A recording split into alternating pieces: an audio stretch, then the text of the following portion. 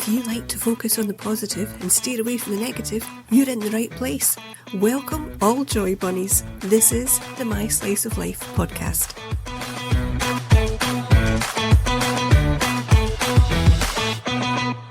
Happy New Year. Welcome to the My Slice of Life podcast. Thank you so much for being here. Did you have a good Christmas? I hope you did. I hope it was brilliant and went really well for you. This is going out on New Year's Day, so I thought it would be quite good to have a wee look at New Year's Eve traditions in Scotland and fill you in a little bit on some of them and where they come from. Now, you might have heard it called Hogmanay, but if you really want to be smart, you're going to call it Hogmanay. That's what we call it here. Hogmanay. What is it? What is it all about? I've actually done some looking up, believe it or not, because we have quite a quiet Hogmanay in this house. You'll know there'll be a lot of parties, a lot of whiskey getting drunk. Not in this house, we don't actually like whiskey, sorry. I know we're not very traditional here. But there is something that I try to do, which, like I say, I've been looking things up, and there's something that I do, and I don't know where exactly I got it from, but we clean. That is a big thing. Now, the idea is obviously being you're sweeping out the old year so that you can welcome in a good, clean new year. But it's more than just tidying around. You're to wash the floors, you wash the windows if you can. That's all to be done before Hogmanay. And another thing to go with that, apparently, and I haven't actually heard this before, you're supposed to have all your debts cleared before the 31st as well. So all the yuck and the dirt, including debt from the previous year, is to be gone. Now, another old tradition is actually to sweep out the fireplace for Hogmanay.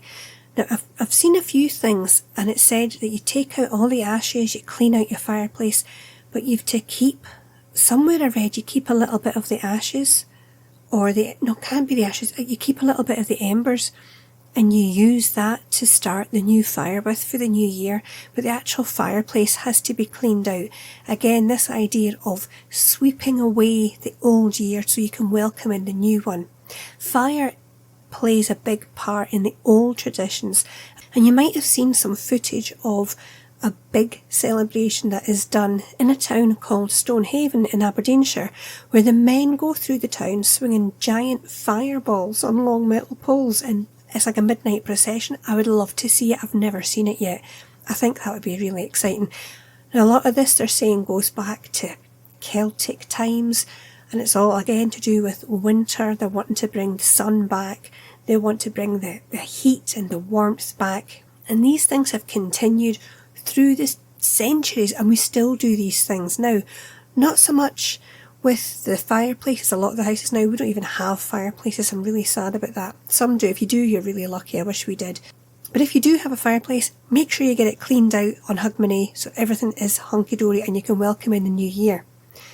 Now, most people will know about the singing of Robert Burns' song, Auld Lang Syne. Now, I might be whistling a bit here, but I want to just point out, when you're singing it, it's sign with an S, not Zine with a Z or a Z if you're American. You'll hear people as they're singing it, and they'll say, Auld Lang Syne. No, it's not a Z.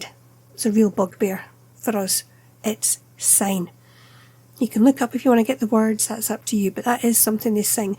I'm really not sure where that came from. I was trying to find out if there was some reason that we sing that. You know, you cross your arms and you're holding hands and you're all singing it.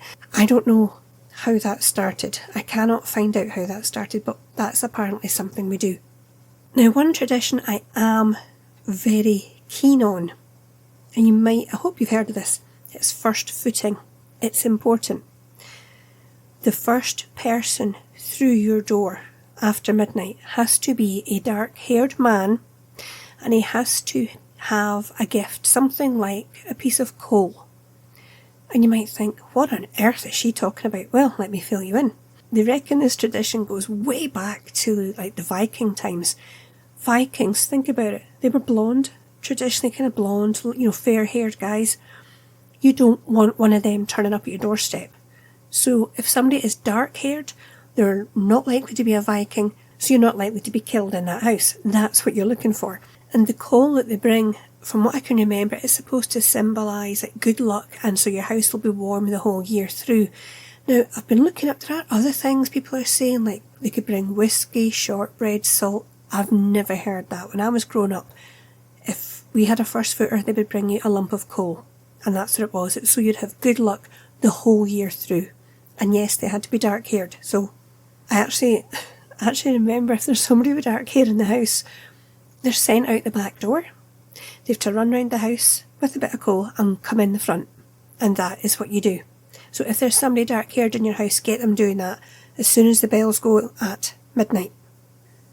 Now, I know in Scotland we do have quite a reputation when it comes to things like whiskey and beer and basically just drinking a lot.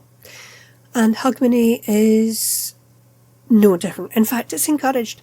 Yes, we do drink, we party for Hogmanay. We are welcoming the new year. So much so that if you're not from Scotland, what you will need to be aware of is, in most places, everything shuts on the 1st of January. In Scotland, it's usually shut on the 2nd as well. It is a public holiday, the 2nd of January. They give us an extra day so we can get back to normal and get over all our partying. So I hope that gives you a good understanding of what Hogmanay is like in Scotland. If you're ever over here and you get to Edinburgh, go to the street party. I went once. It's slightly different now, but I did go once to the Edinburgh street party for Hogmanay. It was fantastic. Just be aware that when the bells ring, everybody will want to kiss you. It's a thing. You shake hands, you say Happy New Year, and everybody kisses. Don't worry about it. It's nothing weird. It's just what we do. So now you're prepared. Now you can have a good traditional Scottish Hogmanay. And I really hope 2024 is a fantastic year for all of you. So thanks very much for tuning in, and if you've made it this far, thank you so much for listening. Don't forget to subscribe to the podcast, share it with everybody you know, whether you think they're going to like it or not, share it with them. Check out the links below. If you want to start a podcast, there are links there for you to get your first month free on Podbean, or if you want to advertise, you can get $100 worth of free advertising using my links. There's also a link there for the blog and the YouTube. You can also get to the Buy Me a Coffee from there, where there are links for free downloads. You don't actually have to pay anything. So once again, thank you very much for tuning in, and I look forward to chatting to you next week. But until then, you take care of your wee self.